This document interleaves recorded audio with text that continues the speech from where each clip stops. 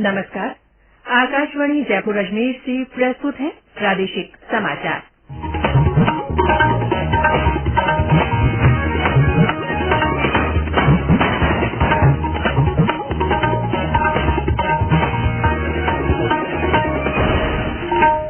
मुख्य समाचार।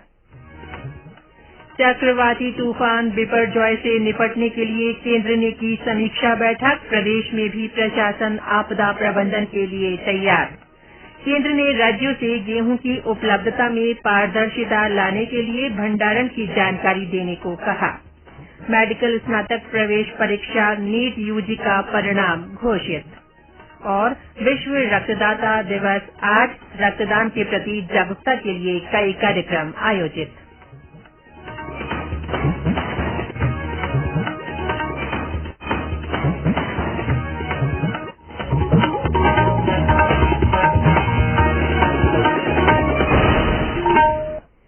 समाचारों के साथ मैं रितिका गुप्ता। और अब समाचार विस्तार से। केंद्रीय गृह मंत्री अमित शाह ने कल नई दिल्ली में चक्रवात बिपरजॉय से निपटने के लिए तैयारियों की समीक्षा बैठक की अध्यक्षता की।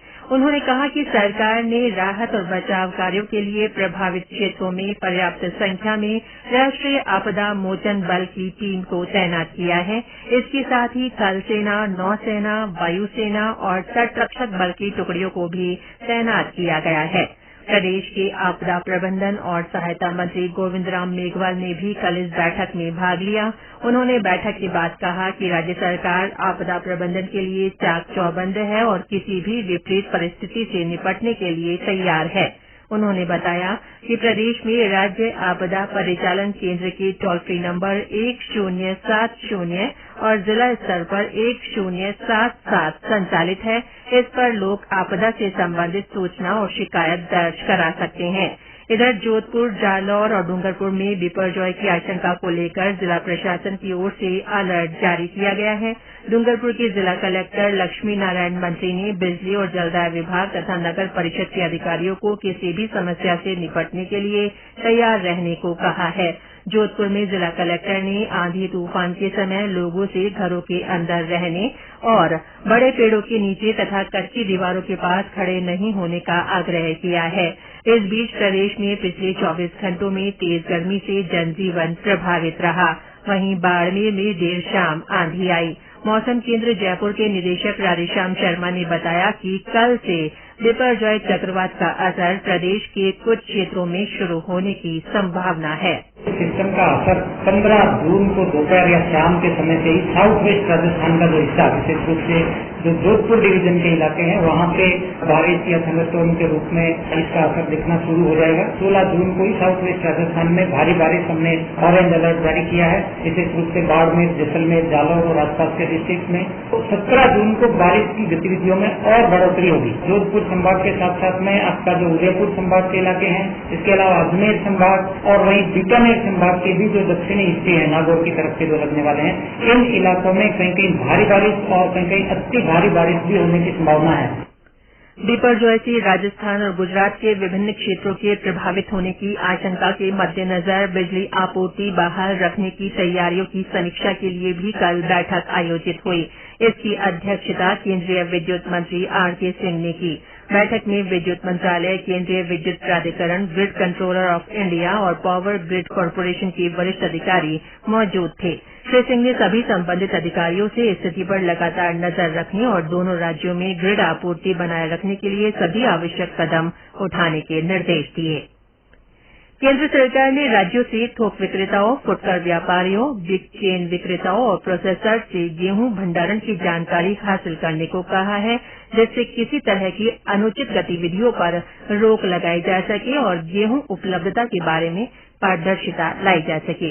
गेहूं के दामों में कमी लाने और बाजार में गेहूं उपलब्धता सुनिश्चित करने के लिए खाद्य और सार्वजनिक वितरण मंत्रालय के सचिव संजीव चोपड़ा ने कल वीडियो कॉन्फ्रेंस के माध्यम से राज्यों के खाद्य सचिवों के साथ बैठक की।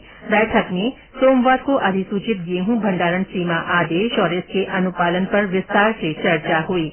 थोक विक्रेताओं, खुदरा व्यापारियों, बिग चेन विक्रेताओं और प्रोसेसर्स पर गेहूं के भंडारण की सीमा संबंधी केंद्र के आदेश के बाद ये बैठक हुई है। बैठक में खुला बाजार बिक्री योजना के अंतर्गत गेहूं और चावल का भंडारण कम करने का भी फैसला किया गया। इन उपायों का उद्देश्य दामों में कमी लाना और जमाखोरी पर रोक लगाना है। राज्यों और केंद्र शासित प्रदेशों को ये सुनिश्चित करने का निर्देश दिया गया है कि सभी संबंधित कंपनियां भंडारण सीमा घोषित करें और प्रत्येक शुक्रवार को सरकारी पोर्टल पर गेहूं के भंडारण की ताजा स्थिति के बारे में जानकारी दें। ये समाचार आकाशवाणी जयपुर अजमेर से प्रसारित किए जा रहे हैं। राष्ट्रीय परीक्षा एजेंसी ने मेडिकल स्नातक प्रवेश परीक्षा नीट यूजी के परिणाम घोषित कर दिए हैं। तमिलनाडु के प्रबंधन जे और आंध्र प्रदेश के बोरा वरुण चक्रवर्ती 99.99% के साथ शीर्ष स्थान पर रहे हैं। प्रवेश परीक्षा पास करने वाले सबसे अधिक उम्मीदवार उत्तर प्रदेश से हैं। इसके बाद महाराष्ट्र और राजस्थान के उम्मीदवारों को सफलता मिली है। राष्ट्रीय परीक्षा एजेंसी ने 7 मई को नीट परीक्षा आयोजित की थी। केंद्रीय जल शक्ति मंत्री गजेंद्र सिंह शेखावत ने कहा है कि जल संसाधनों को बचाए रखना सबसे बड़ी चुनौती है और केंद्र सरकार इस चुनौती को लेकर गंभीर है। उन्होंने कल जोधपुर में राष्ट्रीय जल विज्ञान संस्थान रुड़की के उत्तर पश्चिमी क्षेत्रीय केंद्र के उद्घाटन समारोह को संबोधित करते हुए ये बात कही। उन्होंने कहा कि रेगिस्तानी क्षेत्र की आवश्यकता को देखते हुए ये सेंटर जोधपुर में स्थापित किया गया है। उन्होंने विश्वास व्यक्त किया कि आने वाले समय में जोधपुर क्षेत्र की जल समस्याओं के निवारण और जल पुनर्भरण से जुड़े कार्यक्रमों को परिणाममुखी बनाने में इस सेंटर की बड़ी भूमिका होगी। राजस्थान कैडर के आईएएस अधिकारी सुधांशु पंत नए केंद्रीय स्वास्थ्य सचिव होंगे। वे मौजूदा स्वास्थ्य सचिव राजेश भूषण की सेवानिवृत्ति के बाद अगले महीने की 31 तारीख को ये पद संभालेंगे। कैबिनेट की नियुक्ति समिति ने इसकी मंजूरी दे दी है। इसके साथ ही अन्य मंत्रालयों में भी सचिव नियुक्त किए गए हैं। आज विश्व रक्तदाता दिवस है। इस अवसर पर प्रदेश भर में कई जागरूकता कार्यक्रम और रक्तदान शिविरों का आयोजन किया जा रहा है। राज्य स्तरीय समारोह राजधानी जयपुर में स्वास्थ्य भवन में आयोजित किया जाएगा। बाड़मेर में जिला अस्पताल में स्वैच्छिक रक्तदान शिविर लगाया गया है। करौली जिले में कई स्थानों पर शिविर लगाकर लोगों को रक्तदान के प्रति जागरूक किया जा रहा है। अजमेर में होटल कर्मचारियों से मारपीट के मामले में राज्य सरकार ने अजमेर विकास प्राधिकरण आयुक्त गिरधर और आईपीएस अधिकारी सुशील कुमार बिश्नोई सहित कुछ कर्मियों के खिलाफ कार्रवाई की है। मामले में होटल मालिक की ओर से आईपीएस अफसर और कुछ पुलिसकर्मियों पर डंडों से पीटने का आरोप लगाया गया था। ये घटना रविवार देर रात की है, जिसका वीडियो कल सोशल मीडिया पर वायरल हुआ। वीडियो सामने आने के बाद दोनों अफसरों को निलंबित कर दिया गया। साथ ही गेगल थाने के एएसआई रूपाराम सहित कुछ अन्य कर्मियों के खिलाफ भी कार्रवाई की गई है। आईपीएस अफसर सुशील बिश्नोई को राज्य सरकार ने पिछले दिनों गंगापुर सिटी का ओएसडी लगाया था। प्रधानमंत्री नरेंद्र मोदी इस बार 18 जून को मन की बात कार्यक्रम के अंतर्गत देशवासियों से अपने विचार साझा करेंगे। ये इस कार्यक्रम की 102वीं श्रृंखला होगी। एक ट्वीट के जरिए प्रधानमंत्री ने अपने इस कार्यक्रम के लिए देशवासियों के सुझाव मांगे हैं। लोग इस कार्यक्रम के लिए अपने सुझाव नमो ऐप और माई जीओवी पर भेज सकते हैं। इसके अलावा टोल फ्री नंबर 1800-117800 पर भी अपने सुझाव दिए जा सकते हैं।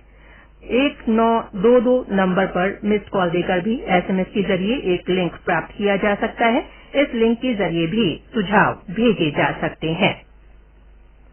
प्रदेश होने वाले विधानसभा चुनाव के लिए निर्वाचन आयोग के निर्देश के अनुसार तैयारियां शुरू कर दी गई हैं। जोधपुर में कल जिला निर्वाचन अधिकारी ने विभिन्न तैयारियों को लेकर अधिकारियों के साथ बैठक की। उन्होंने 16 अधिकारियों को नोडल अधिकारी के तौर पर नियुक्त किया। और अंत में मुख्य समाचार एक बार फिर। चक्रवाती तूफान बिपरजॉय से निपटने के लिए केंद्र ने समीक्षा बैठक की। प्रदेश में भी प्रशासन आपदा प्रबंधन के लिए तैयार है। केंद्र ने राज्यों से गेहूं की उपलब्धता में पारदर्शिता लाने के लिए भंडारण की जानकारी देने को कहा है। मेडिकल स्नातक प्रवेश परीक्षा नीट यूजी का परिणाम घोषित हो गया है और आज विश्व रक्तदाता दिवस है। इस अवसर पर रक्तदान के प्रति जागरूकता के लिए कई कार्यक्रम आयोजित किए जा रहे हैं।